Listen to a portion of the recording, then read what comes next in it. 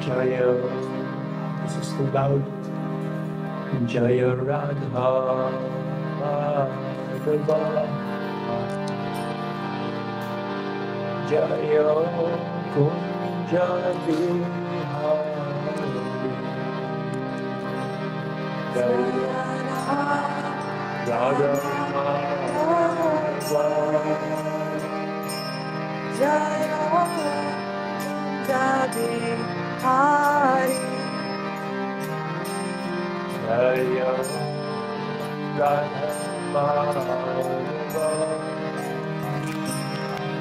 Jaya Kunja Bihari, Jaya Radha, Jaya Kunja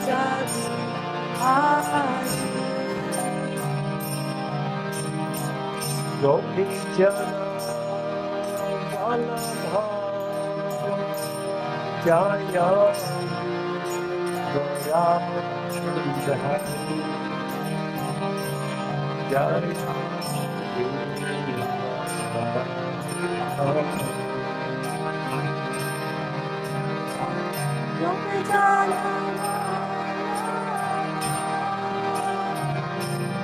Jaya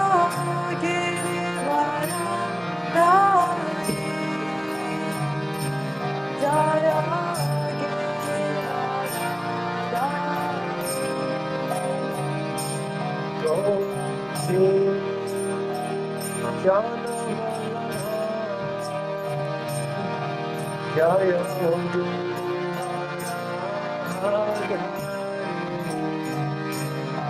Jaya Kunja Bihari,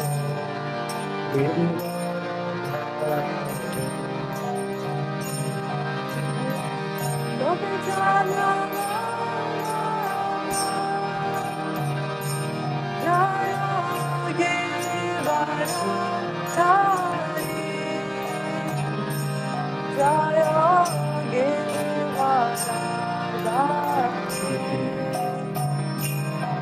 Jaya Goranga Jaya Jaya Yashoda Jaya Jaya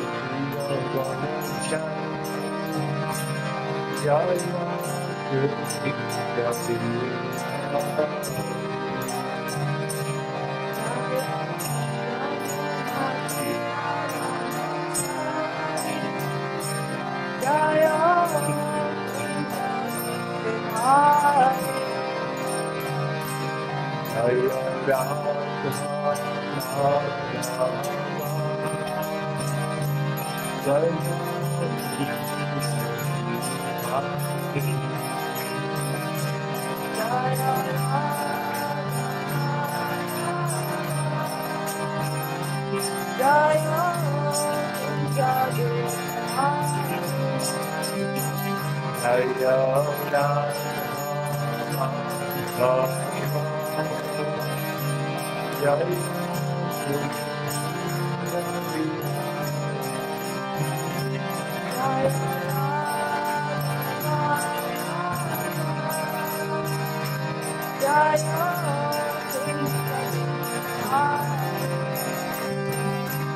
Hare Krishna, Hare Krishna, Krishna Krishna, Hare Rama,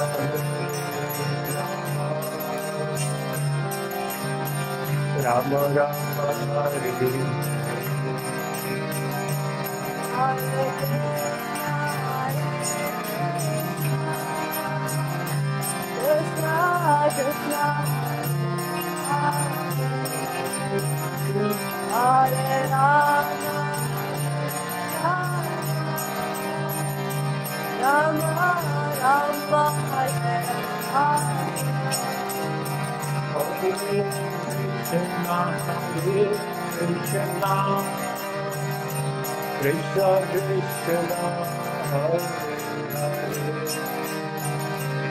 Hare Krishna, Krishna Krishna, Hare Hare, Hare Rama, Hare Rama, Rama Rama.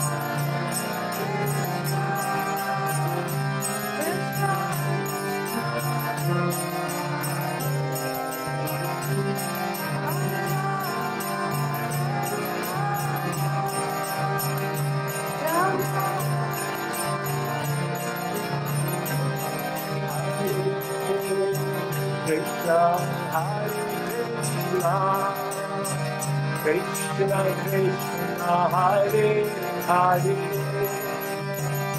Hare Rama, Hare Rama, Rama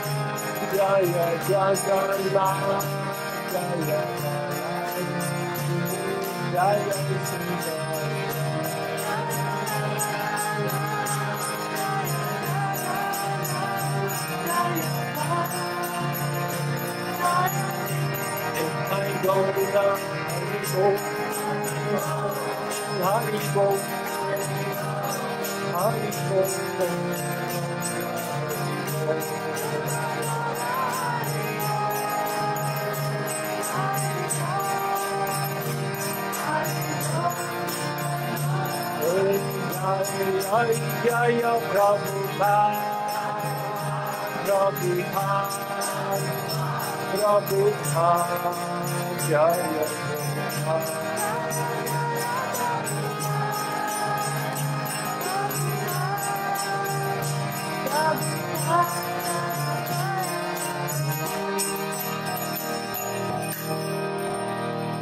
Jaya Vishnupada Paramahamsa Parivrajikacharya Shaktarashata Shri Srimad Hesaplarimiz Srila Prabhupada ki Shri Guru Parampara ki Koti Vaishnavrinda ki Acharya Srila Haridas Thakur ki Shri Shat Goswami ki Shri Shri Panchatattva ki Shri Shri Dayal Nitai Vijay Goranga ki Shri Shri Gaur Nitai ki Shri Shri Radha Krisna Gopinath Shama Kunda Radha Kundgiri Govardhan ki Shri Shri Radha Shama Sundar ki Shri Sarvuj Mahaprabhu ki Shri Mathura Vrindavan Dham ki Mayapur Navarveed Dham ki Cha Jagannath Puri Dham ki Gangamai ki Yamunamai ki Bhakti Devi ki Mati Tulasi Devi Maharani ki Samaveta Bhakta Vrinda ki Shri Harinam Sankirtan Yagya ki Shri Harinam Sankirtan Yagya ki Shri Harinam Sankirtan Yagya ki Srila Prabhupada Transcendental Book Distribution ki Transcendental Sharam Distribution ki Turkish Yatra ki Jai Nitai Gaur Premanande. Glories to the assembled devotees. Glories to the assembled devotees. Hare Krishna. Glories to the assembled devotees. Hare Krishna. Glories, all glories to Shri Shri Guru and Goranga. All glories to Srila Prabhupada. All glories to Shri Guru, all glories to Srila Prabhupada. Nama Om Shri Hare Krishna Krishna Krishna Krishna Krishna Prabhupada.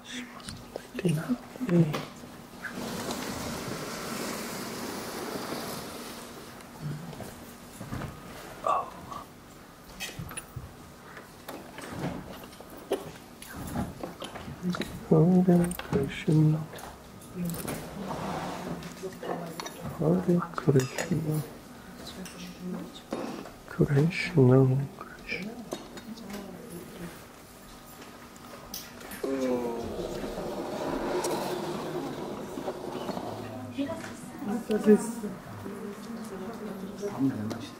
Krishna, Krishna Krishna. Rajamohini, do you have the Bhagavatam video in English on your mobile? It has very little battery, but I will find Very it. little battery. What is this? Ben telefon kullanabilir miyim Srimad Bhagavatam için? Veda'dayız. Çok sağ olun. Veda'dayız. Evet, Veda'dayız.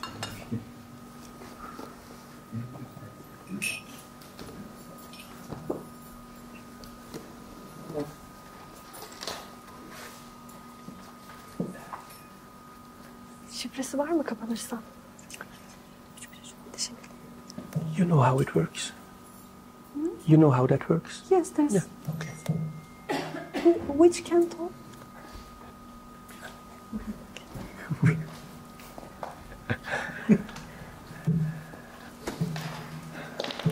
Amagyanatimidandhasya jnananjalashakaya chakshurunmilitam yena tasmai Shri Gurave namaha. Namah Vishnupadaya Krishna Preshthaya Bhutale Shrimate Bhakti Vedanta Swaminiti Namine Namaste Saraswate Deve Gauravani Pracharine Nirvishesha Shunyavadi Paschatya Deshatarine Jaya Shri Krishna Chaitanya Prabhu Nityananda Shri Advaita Gadadhara Shri Vasadi Gaura Bhakta Hare Krishna, Krishna Krishna, Hare Hare, Hare Rama, Rama Rama, Hare Hare. Vancha kalpatarubhyascha kripa sindhubhya cha patitanam pavanebhyo vaishnavebhyo namo namaha. Om Vishnupadaya Krishna Govinda. Hare Krishna everyone. Hare Krishna herkese. Merhaba. How are you doing? Nasılsınız? Oh, that I know in Turkish also. Nasılsınız? Çok iyiyiz. Oh, really? Okay, evet. Okay. Siz nasılsınız? I'm tired. Yorgun. What? Yorgun. Yorgun. Okay. Yorgum. Yorgunum. Gunum. Yorgunum. Okay. I have to learn the grammar. Grameri öğrenmem lazım. Hare Krishna. So, we will go for the next 45 minutes. Önümüzdeki 45 dakika boyunca buradayız. And we will continue tomorrow morning. Ve yarın sabah da devam edeceğiz. And we are speaking about the Srimad Bhagavatam. Srimad Bhagavatam hakkında konuşacağız. And the plan is that, shall I tell the plan? Yeah, I will. So the plan is that we will try to cover as much of the Bhagavatam as we can. Planımız şu ki Bhagavatam'ın yapabildiğimiz kadar çok bölümünü işlemeye çalışacağız. We will not go deeply in the details. Ayrıntılara derin bir şekilde inmeyeceğiz. The idea is to give an overview of the 12 cantos. Ana fikrimiz bu 12 kantoya genel bir bakış sunmak. And for this I asked a scholar devotee to help. Bu yüzden bir akademisyen bir adınandan yardım istedim. His name is Sachisutta Prabhu. Adı Sachisutta Prabhu. So I'm really grateful to Sachisutta Prabhu if he sees this. Eğer Sachisutta Prabhu bunu dinliyorsa ona çok teşekkür ediyorum. He is a very great scholar of the Srimad Bhagavatam. O Srimad Bhagavatam'ı çalışan bir öğretmen. And he wrote his thesis on the detailed description and analysis of the 12 cantos of the Bhagavatam.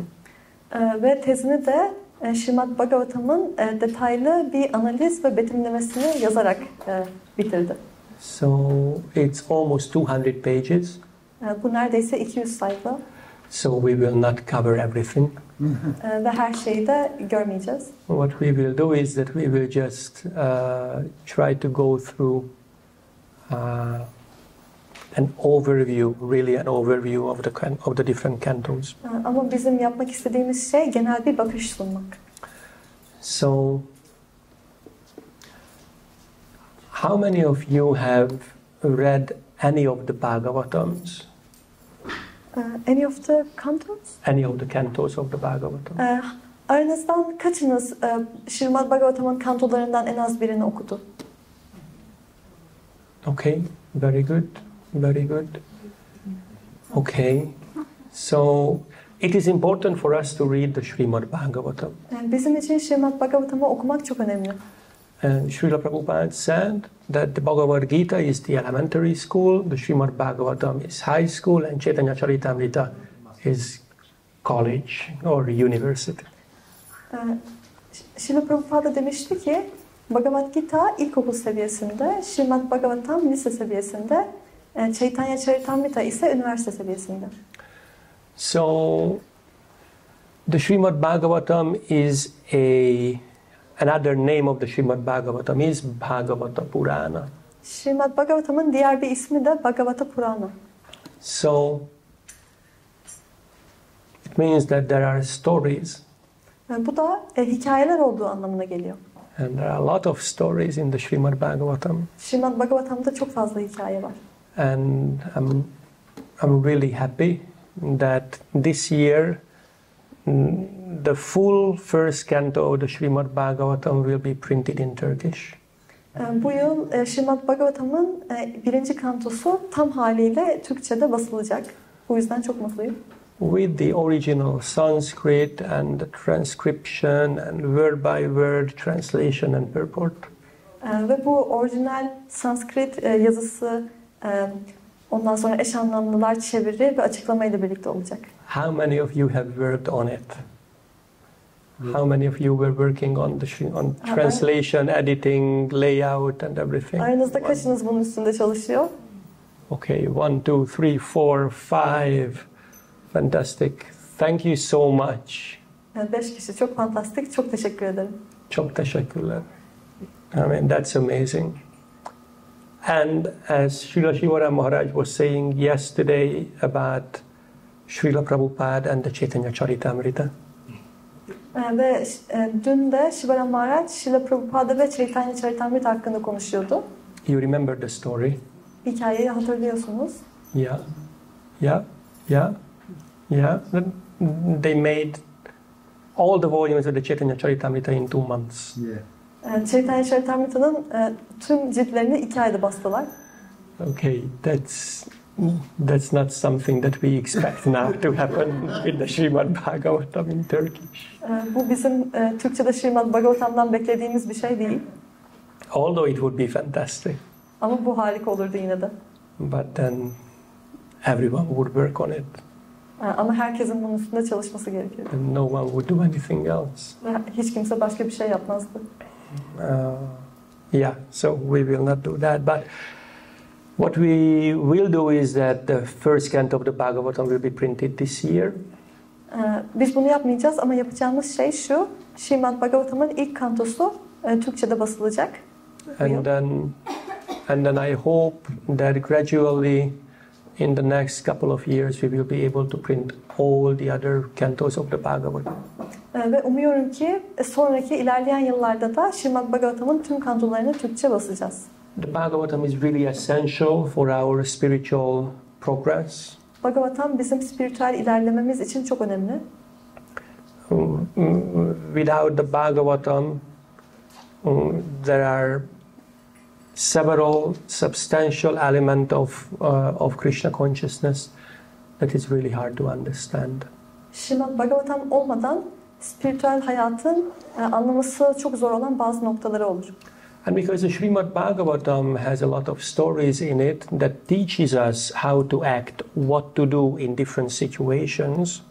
Ve Srimad Bhagavatam bize farklı durumlarda nasıl davranmamız, ne yapmamız gerektiğini söyleyen birçok hikaye içerdiği için.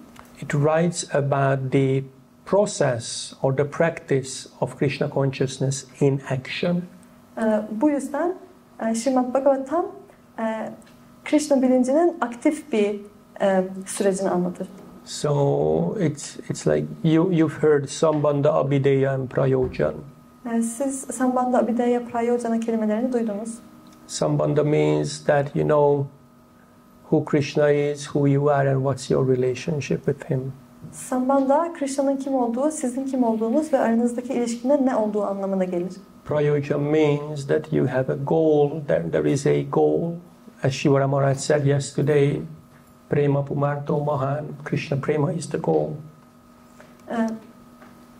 Abhideya ise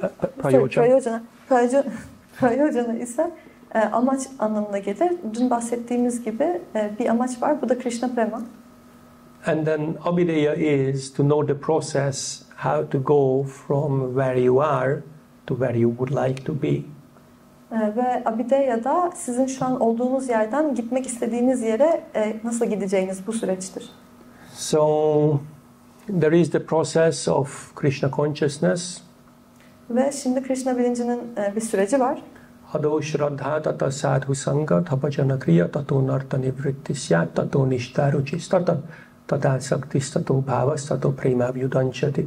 There is this verse that describes how we go from shraddha, from faith, to prema, to love of God. Ve shraddha yani inançtan, prema yani Tanrı aşkına giden süreci anlatan bir kıta var. And to be able to progress smoothly in this process, then there are 5 activities that we do. Ve bu süreçte iyi bir şekilde, yumuşak bir şekilde ilerleyebilmek için yapmamız gereken 5 tane aktivite var. Sadhu Sangha, Nama Kirtam, Bhagavata Shravana, Maturavasa, Shrimurtira Shraddhaya Sevana. So, Sadhu Sangha, we are associating with devotees. Bunun ilki Sadhu Sangha, yani adananlarla birliktelik kuruyoruz. Nama Kirtan, we sing the holy names. Ve Nama Kirtan, yani kutsal isimleri söylüyoruz. Bhagavata Shravana, we listen to the Srimad Bhagavatam. Bhagavata Shravana, yani Srimad Bhagavatam'ı duyuyoruz. Maturavasa, we are living in a holy place. Maturavasa, yani kutsal bir yerde yaşıyoruz. Like Turkey. Türkiye gibi. And and serving the deities with faith. Ve murtilere inançla ibadet ediyoruz. So, in these 5 activities, listening to the Srimad Bhagavatam is also listed. Bu 5 aktivite içinde Srimad Bhagavatam'ı dinlemek de sayılıyor. So it is extremely important to listen to the Srimad Bhagavatam. Srimad Bhagavatam'ı duymak çok önemli. As it is written that this is actually the jewel of the scriptures. Ve bunun aslında kutsal metinlerin mücevheri olduğu söyleniyor. So, do you have papers and pens? Kalem kağıdınız var mı? Yeah.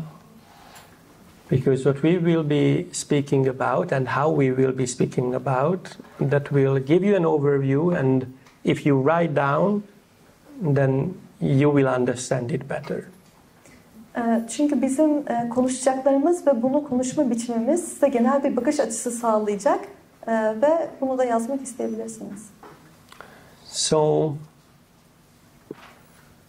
the Srimad Bhagavatam has 12 cantos. Srimad Bhagavatam'da 12 tane kanto var. And there are 335 chapters. Ve 335 tane bölüm var. Yeah, you don't have to memorize the titles of all of the chapters by tomorrow. Yarına kadar bütün bölümlerin başlıklarını ezberlemeniz lazım. You can do it by the day after tomorrow. Yarından sonraki günde yapabilirsiniz. So there are 335 chapters and 18,000 verses. Yani 335 tane bölüm var ve 18.000 tane kıta var. And what we will do during these 3 classes is that we will see 3 things. Ve bizim bu 3 derste yapacağımız şey şu, 3 farklı şey göreceğiz. We will talk about who's talking in the Bhagavatam in that particular place. O belirli yerde Bhagavatam'da kimin konuştuğundan bahsedeceğiz. So we will be speaking about the, how do you call that in English? The different layers of speeches that are happening in the Bhagavatam. Ve Bhagavatam'da bulunan farklı konuşma katmanlarından bahsedeceğiz. And then we will just touch, we will not go deeply in it, but we will touch the Vamshas. Vamsha means the dynasties. Ve bu konuya ayrıntılı bir şekilde girmeyeceğiz ama Vamsha'dan bahsedeceğiz. Vamsha hanedanlık anlamına gelir.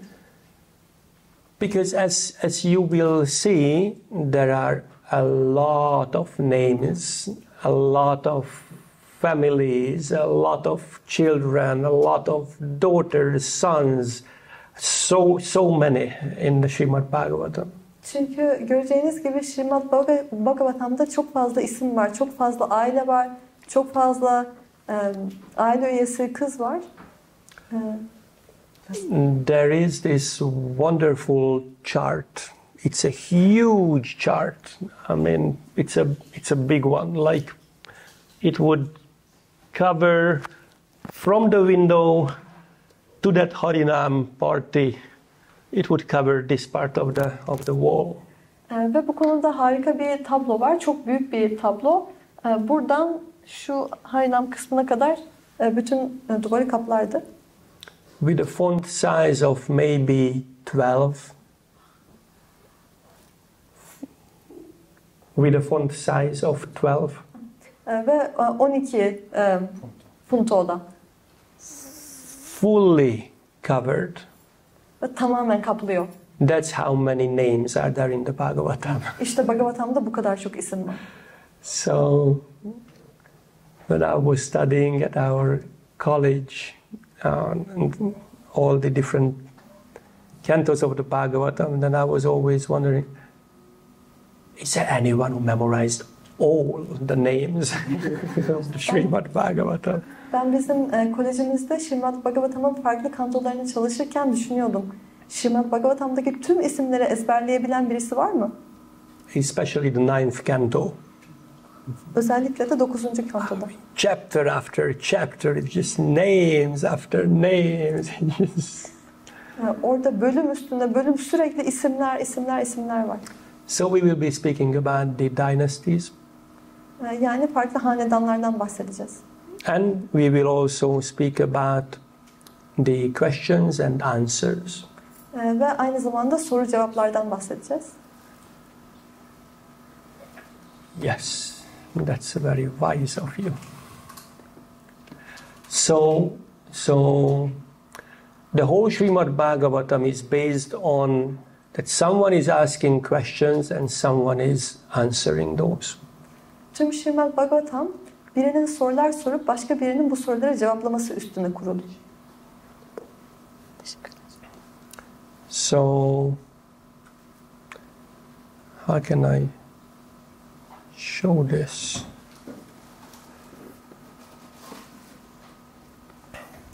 So you will not see it. I'm quite far away. But anyway, so this is all the 12 cantos in 2 pages. Buradan size göstereceğim ama uzakta olduğum için tam görmeyeceksiniz. Bu 2 sayfada tüm 12 kanto. Sachisutta Prabhu made this. Bunu Sachisutta Prabhu yaptı. All glories to him. Tüm yücelikler ona. So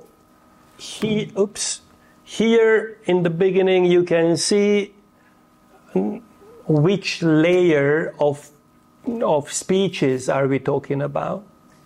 Burada şu tarafta hangi konuşma katmanında olduğumuzu görebiliyorsunuz. So he calls them A, B and C. O bunlara ABC diyor. It goes even deeper, but these are the main layers of speakers.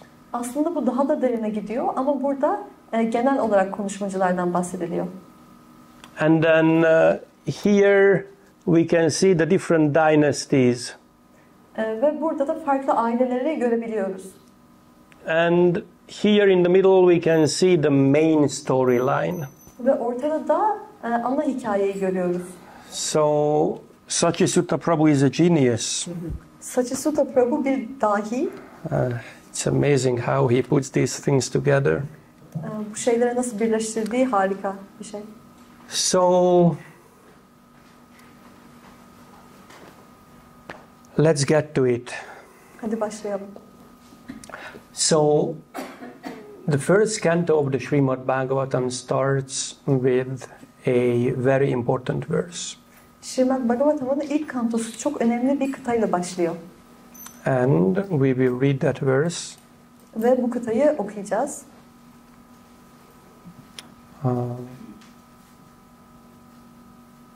How many of you know that by heart?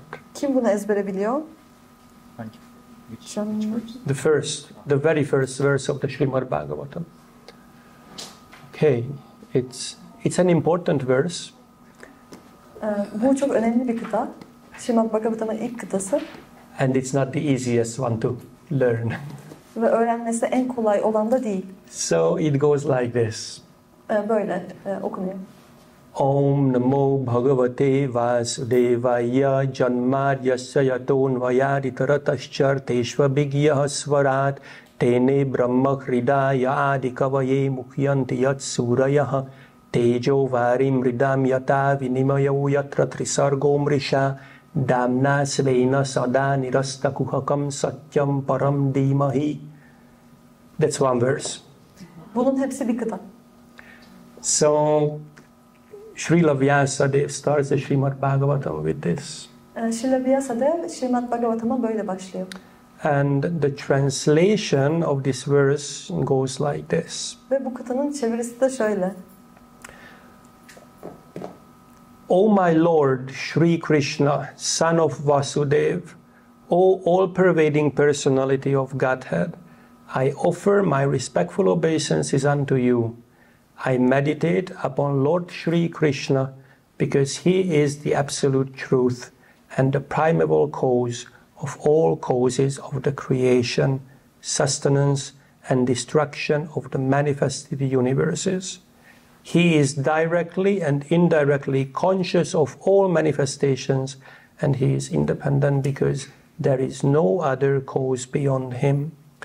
It is he only who first imparted the Vedic knowledge unto the heart of Brahmaji, the original living being.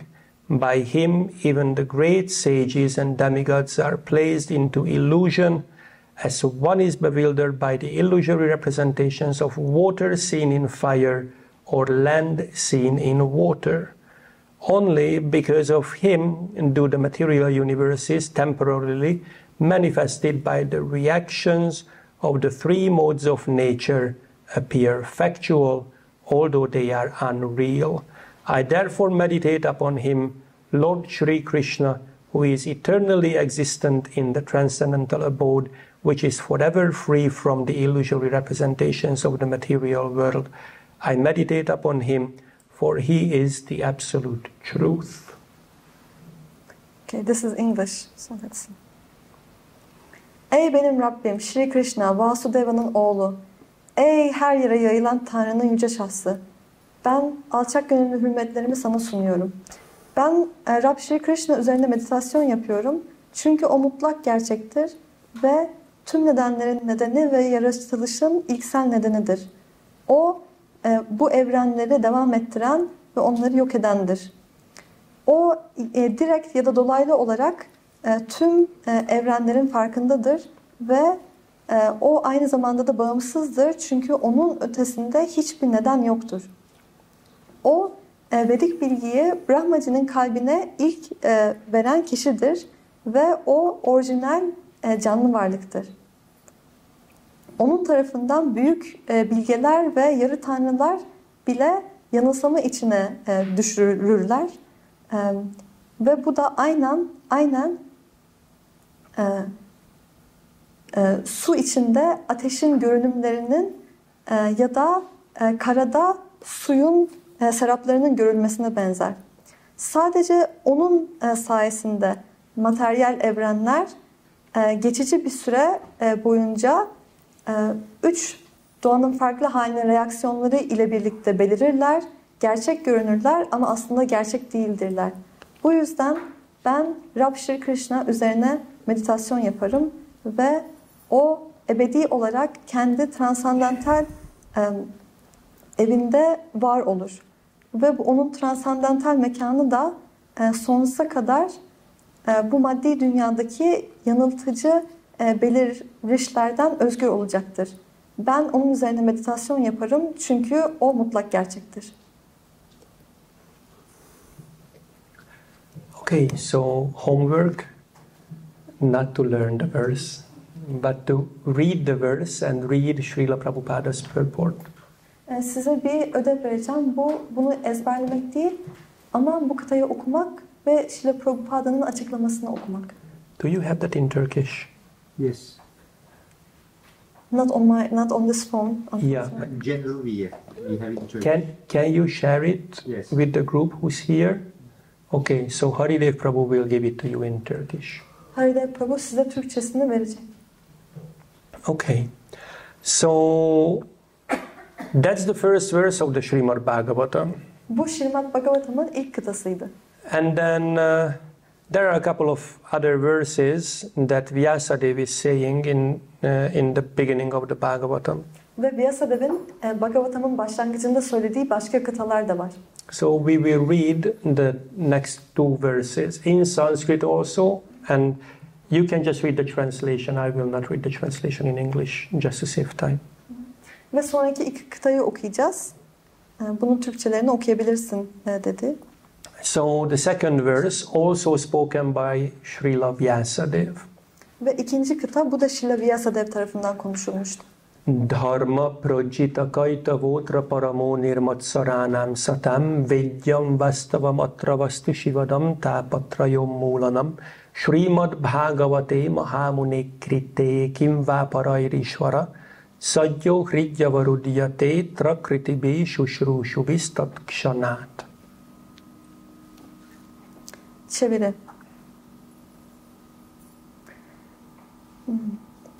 Materyal nedenlere sahip olan tüm dini aktiviteleri tamamen reddeden bu Bhagavata Purana en yüksek gerçeği savunur.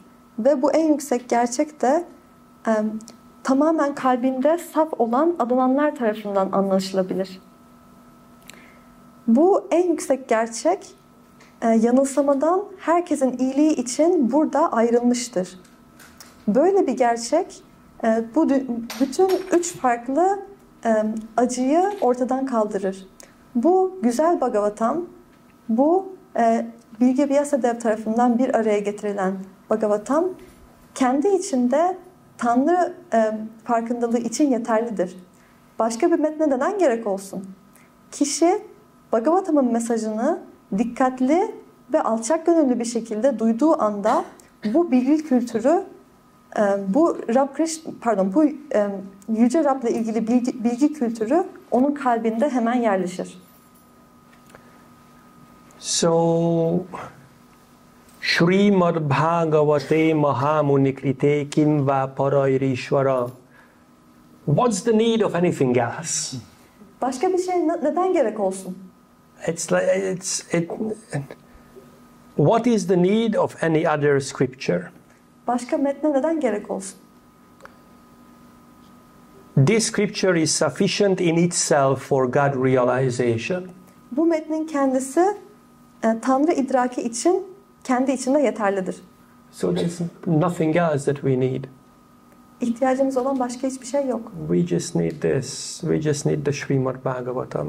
Bizim sadece Srimad Bhagavatam'a ihtiyacımız var. And then the last verse that Vyasadev puts as an introduction is the third verse. Nigamakalpataror galitam palam shukamukadam ritadrava samyutam pibata bhagavatam rasamalayam muhur aho rasika bhuvi bhavuka.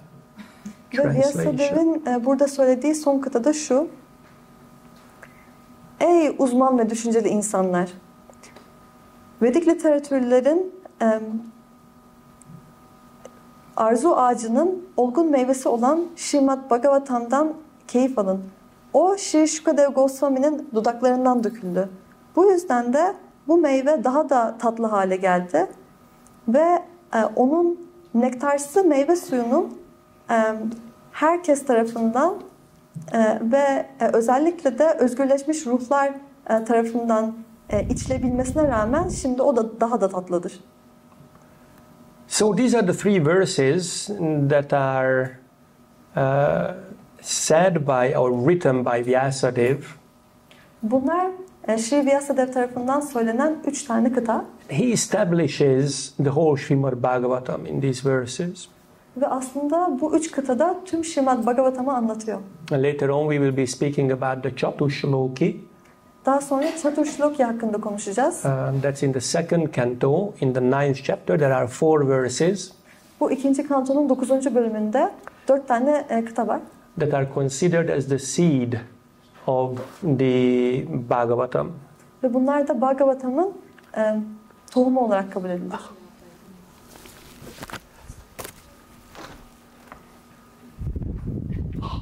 Wow. Yeah, be careful with the deities.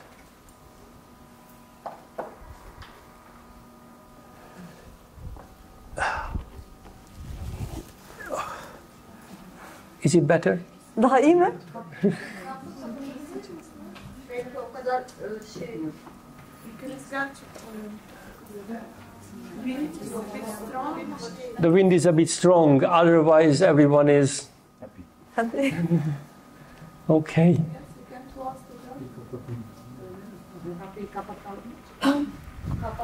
Okay, will that help if we close the door?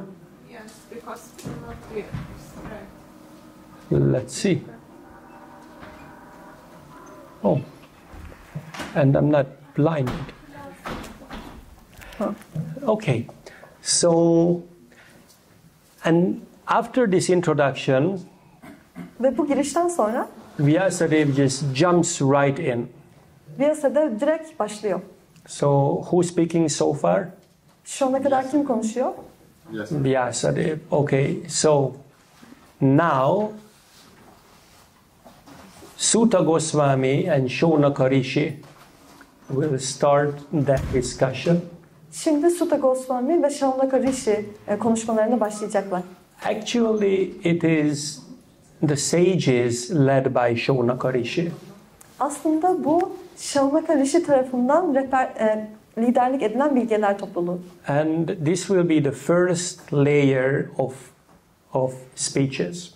Ve bu da konuşmaların ilk katmanını oluşturacak. So of course the whole Bhagavatam is narrated by Vyasadev. Tabii ki tüm Bhagavatam Vyasadev tarafından anlatılıyor. But this is the first layer of speeches. Shaunaka Rishi and Sutta Goswami. Ama bu konuşmaların ilk katmanı Shaunaka Rishi ve Sutta Goswami. Okay, so who will be talking? Şimdi kim konuşuyor olacak? Sutta Goswami and Shaunaka Rishi. Fantastic. Don't forget that. It's Bunu important. unutmayın. Bu önemli. I'm afraid that at the end of the class we will be seeing all the... No. We will not do that. Ben korkuyorum ki dersin sonunda tüm bu tabloyu görüyor olacağız. Yok biz bunu yapmayacağız. So Vyasadev started the Bhagavatam, and then Shaunaka Rishi and the sages led by Shaunaka Rishi will start posing questions to Sutta Goswami. Ve Vyasadev Srimad Bhagavatam'a başladı. Bu sonra da Shaunaka Rishi ve Shaunaka Rishi tarafından liderlik edilen bilgiler konuşmaya başlayacaklar. So if you will read the first canto, then you will see it covers a portion of the Mahabharata. Eğer birinci kantoyu okursanız Mahabharata'nın bir kısmını kapsadığını göreceksiniz. Then you will see some familiar names. Ve bazı bildiğiniz isimlere rastlayacaksınız. But the main thing for us at the moment is Shaunaka Rishi and Sutta Goswami. Ama bizim için şu an önemli olan şey Shaunaka Rishi ve Sutta Goswami. And they are talking until the very end of the first canto. Ve onlar birinci kantonun en sonuna kadar konuşuyor olacaklar. And then who will start talking at the end of the first canto? Ve birinci kantonun sonunda kim konuşmaya başlayacak? No. Bhishma Dev is no. Şaşırdım. No, Krishna will not. Shukadev Goswami and Parikshit Maharaj. Yes. So Shukadev Goswami and Parikshit Maharaj. That's the second layer of speeches. Shukadev Goswami ve Parikshit Maharaj da konuşmaların ikinci katmanını oluşturacak. Shukadev Goswami and Parikshit Maharaj. So the first pair was who? İlk çift kimdi? Shaunaka Rishi with Sutta Goswami. And now comes the other pair who are talking. Ve ikinci katmanda Shukadev Goswami and Parikshit Maharaj. Yeah, sorry, the translation wasn't there. And those who do not speak English, they could not answer. Ve ilk katman kimdi? İlk katman Shaunaka Rishi ve Sutta Goswami'ydi. Ve ikinci katman neydi? O da Parikshit Maharaj ve Shukadev Goswami'ydi. So that's in the second canto. Well, end of the first canto, and then it starts in the second canto. Shukadev Goswami starts his reply. Ve bu birinci kantonun sonunda gerçekleşiyordu. Ve ikinci kantoda da Shukadev Goswami cevabına başlıyordu. And then the discussion is going on and on and on. And then we get to a point where two other devotees will start talking.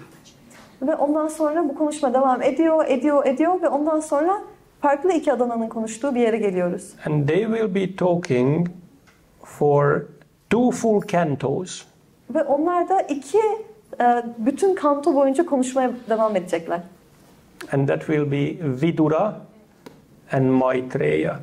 Ve bu da Vidura ve Maitreya olacak. Who are they? Onlar da kim? Who knows who Vidura is? Bunu bilen var mı aranızda? Okay. Tell me, who's Vidura? Bana söyleyin, Vidura kim? Vidura, Dhritarashtra'nın kardeşi, Pandu'nun kardeşi. Üçüncü. Vidura is the brother of Dhritarashtra and Pandu, he is the third brother. Okay, very good, very good. Çok iyi. Okay. The son of Vyasadeva. Yeah. Yes, kind of, yes, we can say. Incarnation of Yamaraj. Incarnation of Yamaraj. That's also. Okay, Yamaraj'ın enkarnasyonu. okay, very good, very good. So, Vidura and Maitreya will be talking. Ve Vidura ve Maitreya konuşuyor olacaklar. Who will ask the questions and who will answer? Vidura ask, Maitreya respond. Wait for the translation. Kim soracak, kim cevaplayacak? Vidura soracak, Maitreya Muni cevaplayacak. Are you sure? Emin misin? Evet. Who did Vidura want to ask questions from? Yani Vidura kime soru sormak istiyordu? Kimden soru sormak istiyordu? Uddhava. Okay, he wanted to ask questions from Uddhava. But then Uddhava said, I have no time. just go to Maitreya. He's just nearby. He's meditating. Go to Maitreya. Vidura aslında Uddhava'ya soru sormak istiyordu ama Uddhava dedi ki Maitreya hemen burada. Git ona sor. I'm in a rush. Benim acelem var. So Vidura started asking Maitreya Rishi. Ve Vidura Maitreya Rishi'ye soru sormaya başladı. So I think that's how far we will go Sanırım biz bu kadar ilerleyeceğiz. with the layers of speeches. Yani konuşma katmanlarında bu kadar ilerleyeceğiz. Maybe we will go a bit further. Belki biraz daha ilerleriz. Okay, let's go a bit further. So they will be speaking for 2 cantos, the third and the fourth canto. Ve onlar 2 kanto boyunca konuşacaklar. 3. ve 4. kanto. And then in the fifth and the sixth canto, again we go back to the discussion of Shukadeva Goswami and Parikshit Maharaj. Ve 5 ve 6. kantolarda tekrar Shukadeva Goswami ve Parikshit Maharaj'ın konuşmalarına döneceğiz. And of course, because they are narrating a lot of stories, then there are others who are talking, but the main talkers are them. Ve onlar hikayeler anlattıkları için bir sürü başka konuşmacılar da olacak ama ana konuşmacılar bu ikisi olacak. It's like here. So you are answering some of the questions that I asked, but it's obvious for everyone that I'm talking and Vrajamohini Mataji is translating. Ve burada aynen burada olduğu gibi ben size bazı sorular soruyorum ve siz de bunları cevaplıyorsunuz ama herkes için benim konuştuğum ve Vrajamohini'nin de çeviri yaptığı açık. So it's the same thing there. So it's obvious that the whole thing is narrated by Vyasadeva. Ve orada da her şey açık. Bütün bu her şeyin Vyasa tarafından anlatıldığı da açık. And Shaunaka Rishi is talking to Sutta Goswami in the whole Bhagavatam. Ve bütün Bhagavatam boyunca Shaunaka Rishi Sutta Goswami ile konuşuyor. And they are narrating Shukadeva Goswami and Parikshit Maharaj discussions. Ve onlar da Parikshit Maharaj ve Shukadeva Goswami'nin hikayelerini anlatıyorlar. And within those discussions, Maitreya Rishi and Vidura are talking. Ve bu konuşmalar içinde de Maitreya Rishi ve Vidura konuşuyor. And if we see the fourth canto, it just goes deeper, 2 more levels. Ve 4. kantoyu görürsek 2 seviye daha derine iniyor. It's like Narada Muni is talking and anyway, you have to read it. Oraya bakarsanız Narada Muni konuşuyor, başkaları konuşuyor. Bunu okumanız lazım kendiniz. It's like Dhruva Maharaj is there and Narada Muni and Daksha and anyway, I will not get into that.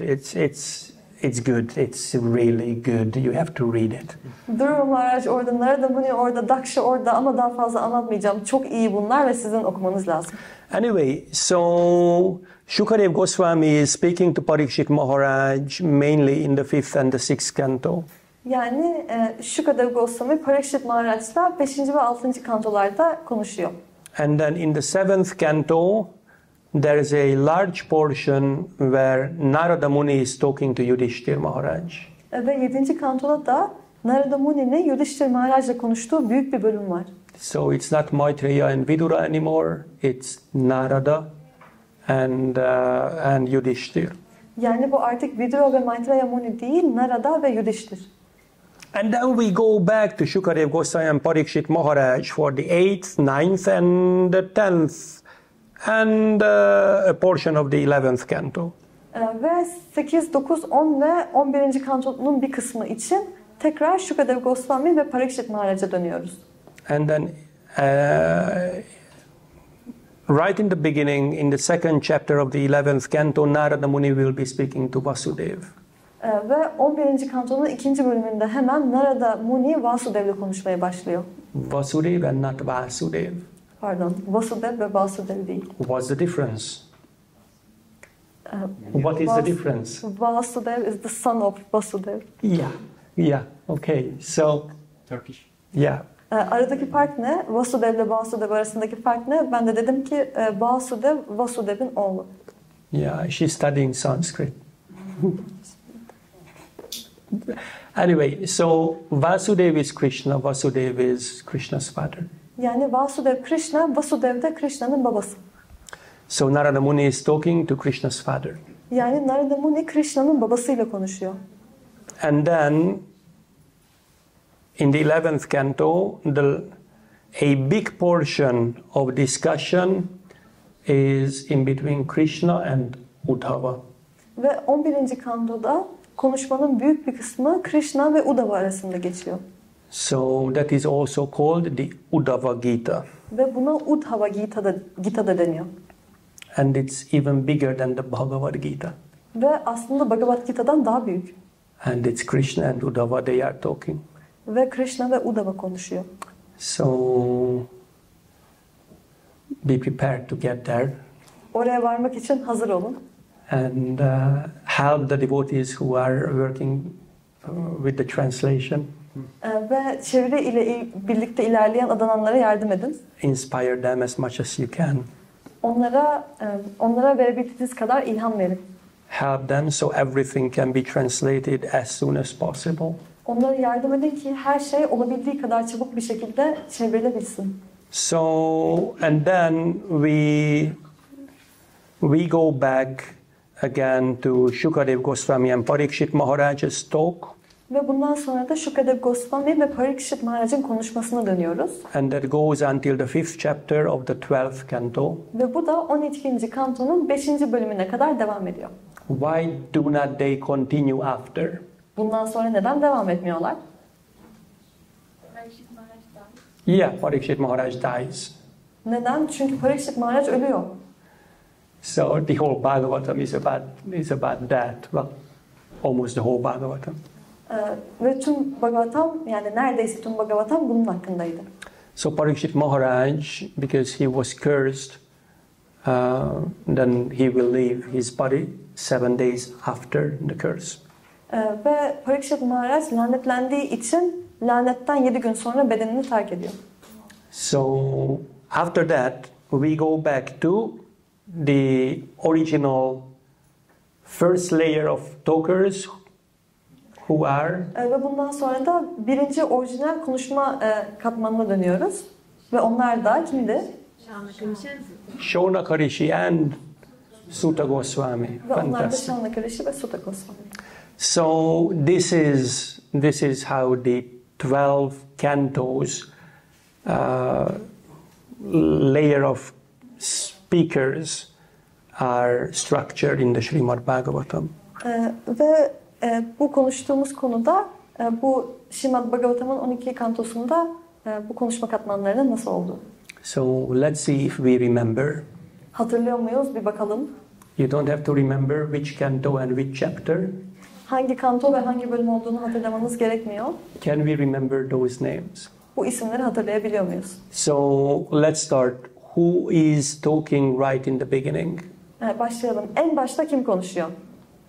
Vyasade, fantastic, very good. And then the first layer, who's talking? Ve sonra birinci katman kim konuşuyor?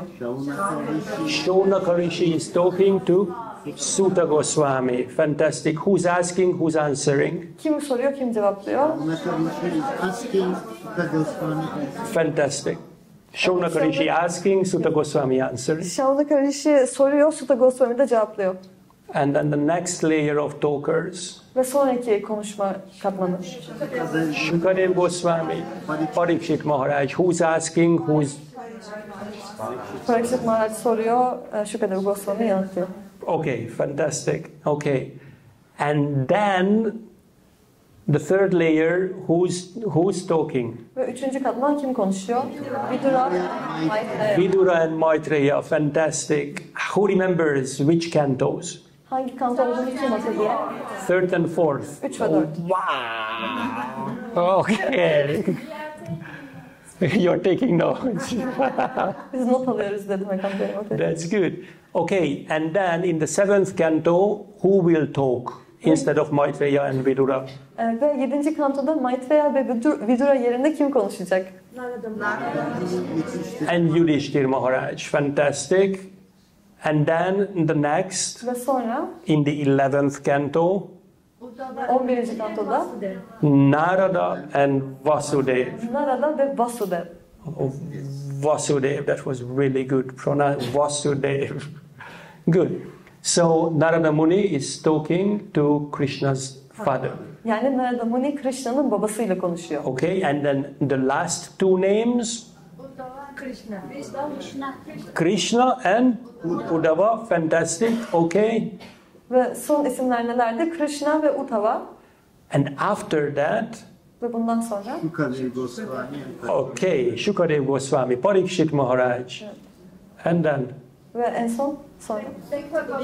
and back to the beginning, Suta Goswami and Shaunaka Rishi. Ve başa dönüyoruz. Suta Goswami ve Shaunaka Rishi. Okay. Who's asking the question, Shaunaka Rishi or Suta Goswami? Kim soruları soruyor? Shaunaka Rishi. Fantastic. I'm asking these things again and again because many times we just mess it up. Bunları tekrar soruyorum çünkü biz birçok kez karıştırıyoruz. So, fantastic. So, now we know the layers of speeches.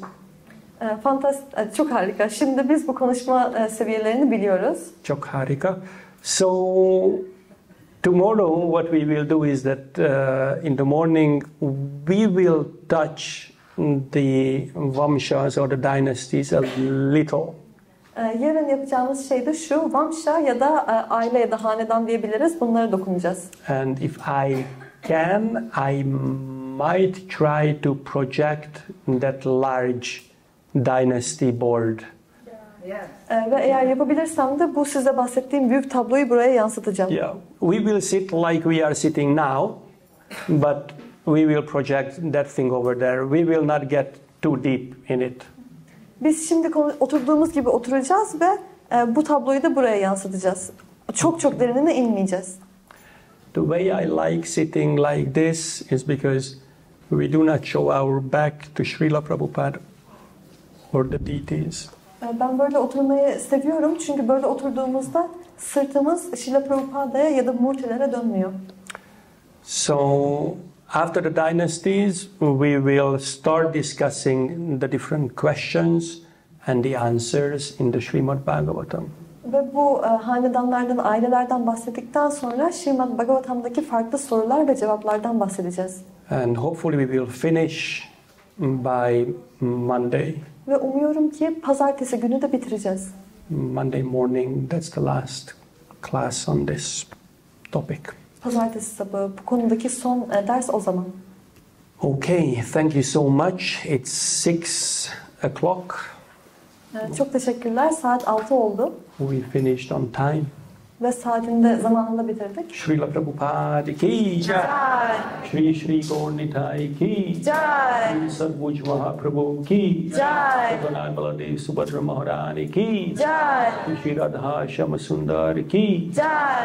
Turkish Yatra ki Jai. Grantara Srimad Bhagavatam ki Jai. Jai Nitai Gaur Premanande. Hari Bol. Radha Krisna ki Jai. Gaura Bhakta Vrinda ki Jai.